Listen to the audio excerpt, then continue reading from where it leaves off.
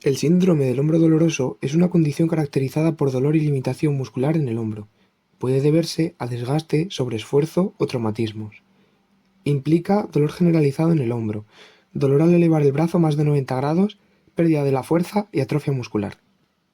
Estudiaremos el síndrome desde el punto de vista de las siguientes asignaturas: anatomía del aparato locomotor, biomecánica, morfofisiología humana 2, bioquímica, valoración en fisioterapia y cinesiterapia.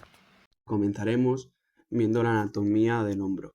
Con respecto a la osteología, nos encontramos a la cintura escapular, que está formada por la clavícula, la escápula y el húmero. Con respecto a la artrología, nos encontramos la articulación externoclavicular. La unión de la clavícula, el esternón, el cartílago de la primera costilla, mediante los ligamentos esternoclavicular superior, esternoclavicular anterior y posterior y ligamento costoclavicular. A continuación veremos la articulación acromioclavicular, que es la encargada de unir el acromion de la escápula con la clavícula, mediante los ligamentos acromioclavicular y el ligamento coracoclavicular. Este último también se añaden los ligamentos trapezoideo y conoideo. A continuación tenemos la articulación glenohumeral, que es la encargada de unir la cavidad glenoidea de la escápula con la cabeza del húmero, mediante el ligamento glenohumeral superior, glenohumeral inferior, glenohumeral medio y el ligamento coracohumeral. Por último, nos encontramos con articulaciones subacromial y escapulotorácica. Con respecto a la biomecánica, el hombro realiza los siguientes movimientos: flexioextensión, ADD, ABD, rotaciones, ABD y ADD horizontal y circundición. Además, la articulación glenohumeral se encarga, mediante el ligamento glenohumeral, se encarga de la ADD máxima, ABD, rotación externa, rotación interna, extensión y flexión. El ligamento coracohumeral se encarga de la flexión y la extensión. La articulación escapulotorácica se encarga de la traslación lateral, elevación y descenso y báscula interna y externa. La articulación esternoclavicular se encarga de la elevación, descenso y protracción. La articulación acromioclavicular se encarga de la rotación ascendente y descendente y el ajuste de la rotación en el plano horizontal y sagital. Respondiendo a la pregunta, la musculatura que está involucrada en el síndrome del hombro doloroso es el manguito rotador, formado por el supraespinoso, infraespinoso, redondo menor y subescapular. El supraespinoso origina en la fosa supraespinosa de la escápula e inserta en el tubérculo mayor del húmero, realizando una abducción de hombro. El infraespinoso origina en la fosa infraespinosa de la escápula e inserta en el tubérculo mayor del húmero, realizando una rotación externa de hombro. El redondo menor, desde el borde lateral de la escápula al tubérculo mayor del húmero, realiza una rotación externa de hombro y una leve abducción.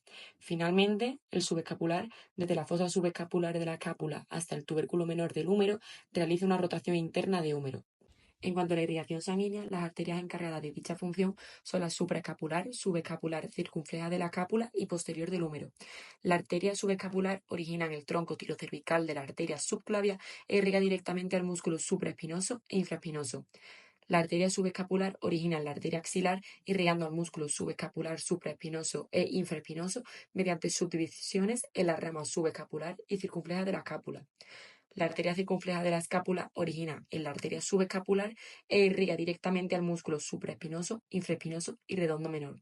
Finalmente, la arteria circunfleja posterior del húmero, originada en la arteria axilar, irriga directamente al redondo menor. El metabolismo desempeña un papel fundamental en el desarrollo del síndrome del hombro doloroso, ya que va a ser muy importante en la recuperación, interviniendo en la inflamación, la estabilidad de los tejidos y las hormonas.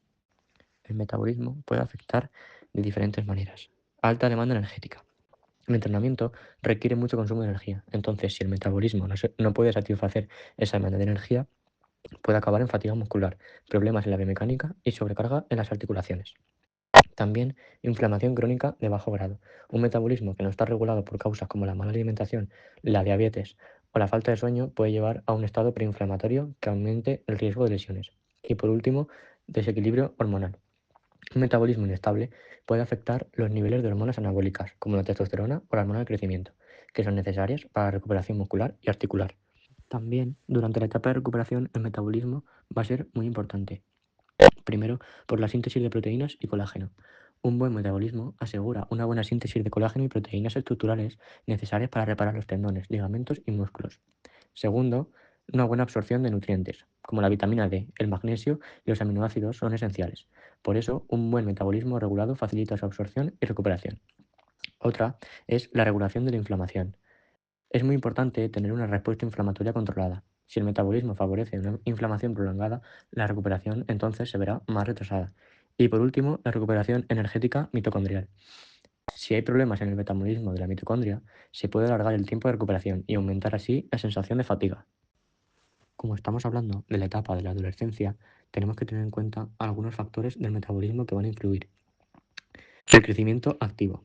El metabolismo también se va a centrar en el crecimiento del adolescente, lo que puede limitar algunos factores que el cuerpo necesita para llevar a cabo la recuperación de la lesión.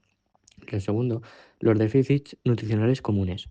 Muchos atletas adolescentes tienen déficit de hierro, zinc, omega 3 o proteínas, debido a sus dietas poco adecuadas, lo que perjudica tanto su rendimiento como su recuperación. Y por último, su calidad del sueño. El metabolismo nocturno es necesario para regular las hormonas reparadoras como la melatonina y la hormona del crecimiento, la GH. No dormir bien puede frenar el proceso de recuperación.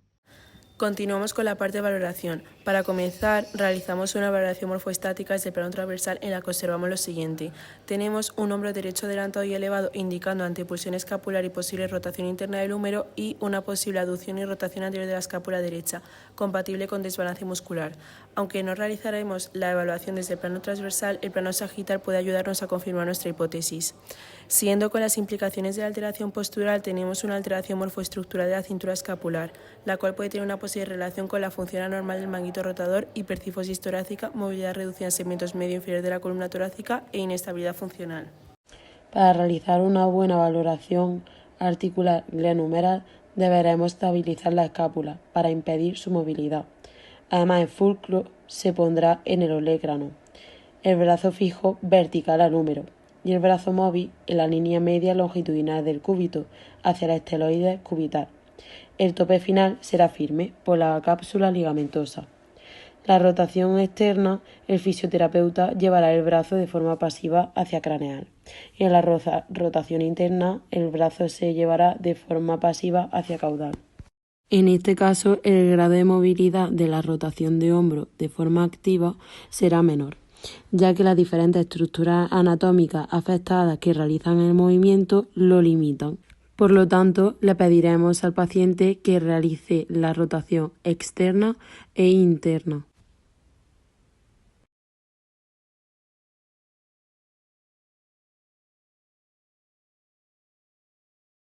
Para medir el grado de movilidad del hombro de manera pasiva será igual que en la glenohumeral, pero en este caso no estabilizaremos la escápula, por lo tanto tendremos menor rango de movimiento. Para este test, el paciente se coloca en decúbito supino mientras el fisioterapeuta sitúa una mano en tercio distal del antebrazo, rotando externamente el hombro de forma cuidadosa y progresiva. En el test de recolocación, el paciente se coloca en decúbito supino, mientras que el fisioterapeuta coloca una mano lateral en el tercio distal del antebrazo y otra mano medial en la cara anterior del hombro, presionando la cara anterior del hombro en sentido dorsal. Para este test, el paciente está colocado en decúbito supino, mientras que el fisioterapeuta coloca una mano lateral en el codo y otra mano medial en la articulación glenohumeral, realizando una carga axial sobre el húmero mientras se rota interna y externamente el hombro. Para fortalecer la musculatura de las rotaciones de hombro, subescapular, suprainfraespinoso, redondo menor, dorsal ancho, pectoral mayor y deltoides, realizaremos ejercicios en 3 fases diferentes, aplicando siempre ejercicios de cinesiterapia activa. En la primera fase, usaremos un tubo para realizar el siguiente ejercicio de cinesiterapia activa asistida, en este caso por el fisioterapeuta. Una vez avancemos en el tratamiento, el paciente realizará ejercicios de cinesiterapia activa libre. Por último, aplicaremos resistencia a las rotaciones, bien sea por bandas elásticas o por mancuernas. Nuestra técnica elegida para mejorar las restricciones miofaciales, en este caso va a ser realizar un desplazamiento transversal, en este caso sobre el músculo infraespinoso. Para ello, lo primero que tendremos que hacer es que el paciente se verá de colocar en el decúbito prono y nosotros le ubicaremos la espina de la escápula pasando los dedos por la parte superior a esta y cuando la ubiquemos identificaremos la fosa infraespinosa, en la cual se encontrará ubicada el músculo infraespinoso. Cuando encontremos este, deberemos de realizar el deslizamiento transversal durante 3 o 4 minutos para así mejorar las restricciones miofasciales.